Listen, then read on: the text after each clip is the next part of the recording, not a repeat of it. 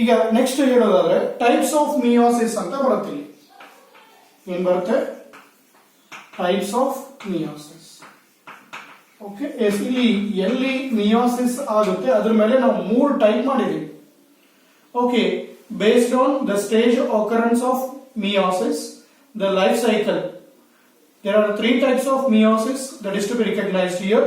ಒಂದು gametic meiosis ಅಂತ ಕರೀತೀವಿ. ಏನ್ ಕರೀತೀವಿ? gametic meiosis. ಈಗ ಆಲ್ಮೋಸ್ಟ್ ಆಲ್ ಡಿಪ್ಲಾಯ್ಡ್ ಆರ್ಗಾನಿಸಮ್ಸ್ ಏನಿದೆ ಅಲ್ಲಿ gametic meiosis ಆಗುತ್ತೆ. ಅಂದ್ರೆ ಗ್ಯಾಮೆಟ್ ಫಾರ್ಮೇಶನ್ ಆಗಬೇಕಾದ್ರೆ ಮಿಯೋಸಿಸ್ ಆಗುತ್ತೆ. It occurs during the formation of gametes. It occurs during the formation of gametes. ಅದಕ್ಕೆ ಇದನ್ನ ನಾವು gametic meiosis ಅಂತ ಕರೀತೀವಿ. It occurs during the formation of gametes. ಅದ ಅಂದ್ರೆ ಇಲ್ಲಿ almost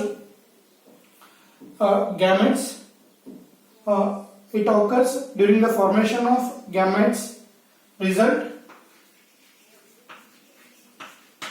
formation of haploid gametes. Haploid gametes.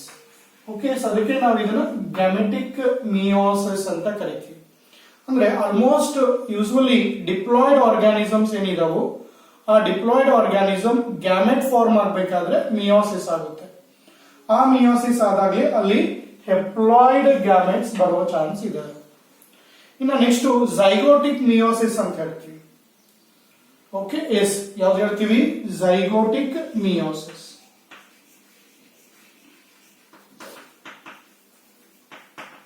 Okay, yes zygotic meiosis ನಿಮ್ಗೆ ಗೊತ್ತಿದೆ. ಝೈಗೋಟ್ ಏನದು?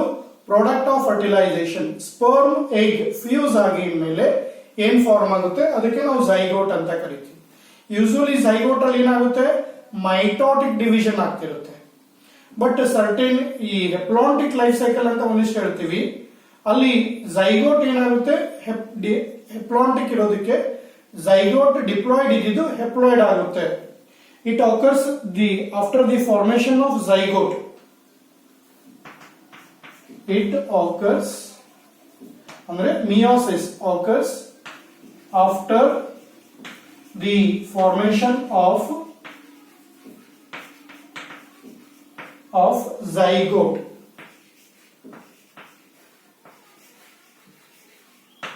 Okay, yes, zygote formation ಆಗಿದ್ಮೇಲೆ ಡಿವಿಷನ್ ಆಗುತ್ತೆ. So that adults are haploid here. So that in this case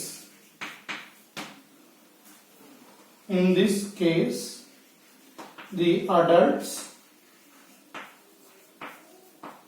are haploid.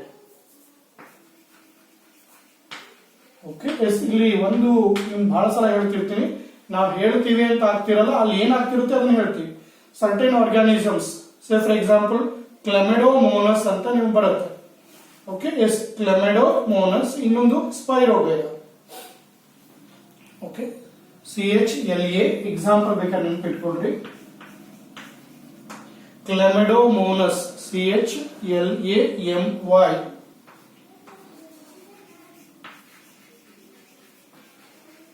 Okay, yes ಇನ್ನೊಂದು spirogyra. ಈ ಒಂದಿಷ್ಟು ಇದು common. ಇದು ಯಾವುದು?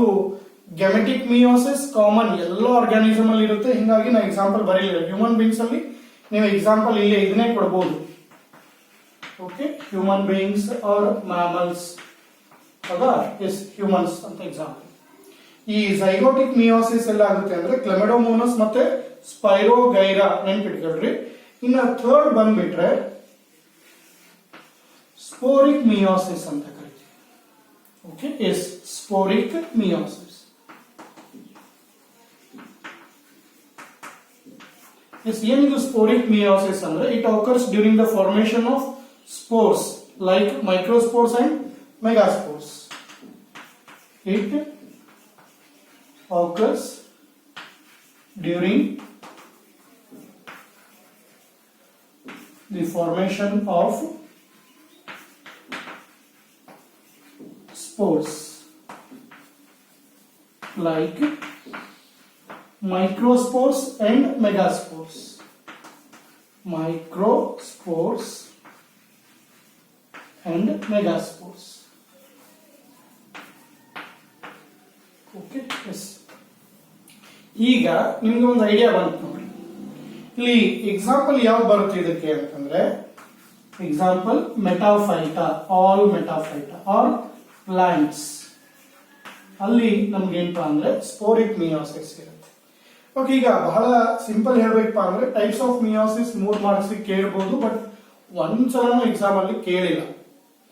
ಓಕೆ, ಇಷ್ಟರಲ್ಲಿ ನಾನು ಹೇಳಿದ ಇಷ್ಟು ಏನ್ ಡೆಫಿನಿಷನ್ ಬರ್ದಿದ್ದೀವಿ, ಇದರಲ್ಲಿ ಬಂದಿರೋದು ಒಂದೇ ಒಂದು ಕ್ವಶನ್ ಅಲ್ಲಿ ಏನು, why meiosis is called reductional cell division. ಸರಿನಾ? ಈಗ ಆನ್ಸರ್ ಏನ್ ಬರೀತೀರಾ? Why meiosis is called reductional cell division. In meiosis, daughter cells receive same chromosome number.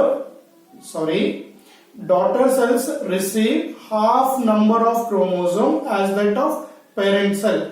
Parent cell ಅಲ್ಲಿ ಎಷ್ಟು ಕ್ರೋಮೋಸೋಮ್ಸ್ ಇರುತ್ತೆ ಅದರ ಅರ್ಧ ಎಕ್ಸಾಕ್ಟ್ ಹಾಫ್ ಡಾಟರ್ ಸೆಲ್ಸ್ ಬರುತ್ತೆ. ಅದಕ್ಕೆ ನಾವು ಇದನ್ನ ರಿಡಕ್ಷನಲ್ ಸೆಲ್ ಡಿವಿಷನ್ ಅಂತ ಕರಿತೀವಿ.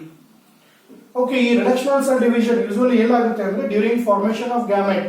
ಅದಕ್ಕೆ meiosis is a type of cell division occurs in reproductive cell where one diploid parent cell divides twice and produces 4 haploid daughter cells. Okay, or 4 produced daughter cells ಏನಿರುತ್ತೆ ಅಲ್ಲಿ gamete cells ಇರುತ್ತೆ, no doubt. ಸರಿನಾ? ಇನ್ನ next ಇಲ್ಲಿ types of meiosis. ಈಗ ಒಂದು idea ಬಂದಿದೆ ನೋಡ್ರಿ.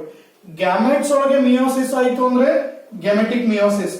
ಝೈಗೋಟ್ ಇಂದ ಮಿಯೋಟಿಕ್ ಡಿವಿಷನ್ ಆಗಿ ಸೆಲ್ಸ್ ಬಂದ್ರೆ ಝೈಗೋಟಿಕ್ ಮಿಯೋಸಿಸ್. ಸ್ಪೋರಿಕ್ ಮಿಯೋಸಿಸ್ ಅಂದ್ರೆ ಸ್ಪೋರ್ಸ್ ಫಾರ್ಮೇಶನ್ ಆಗ್ಬೇಕಾದ್ರೆ ಮಿಯೋಸಿಸ್ ಆದ್ರೆ ಸ್ಪೋರಿಕ್ ಮಿಯೋಸಿಸ್ ಅಂತ ಹೇಳ್ತೀವಿ. ಈಗ ನೀವು ನೋಡಿದ್ರಿ ಅಂದ್ರೆ gametic meiosis it occurs during the formation of gametes result in formation of haploid gamete. Almost ಎಲ್ಲಾ ಎನಿಮಲ್ಸ್ ಅಲ್ಲಿ ನೀವು ಎಕ್ಸಾಂಪಲ್ ತಗೊಂಡ್ರೆ higher animals, sexually reproducing animals ಅನ್ನ ಎಕ್ಸಾಂಪಲ್ ತಗೊಂಡ್ರೆ ನಿಮಗೆ ಗ್ಯಾಮೆಟಿಕ್ ಮಿಯೋಸಿಸ್ ಇದೆ. ಇನ್ನು ಝೈಗೋಟಿಕ್ ಮಿಯೋಸಿಸ್ ಅಂದ್ರೆ it occurs after the formation of zygote.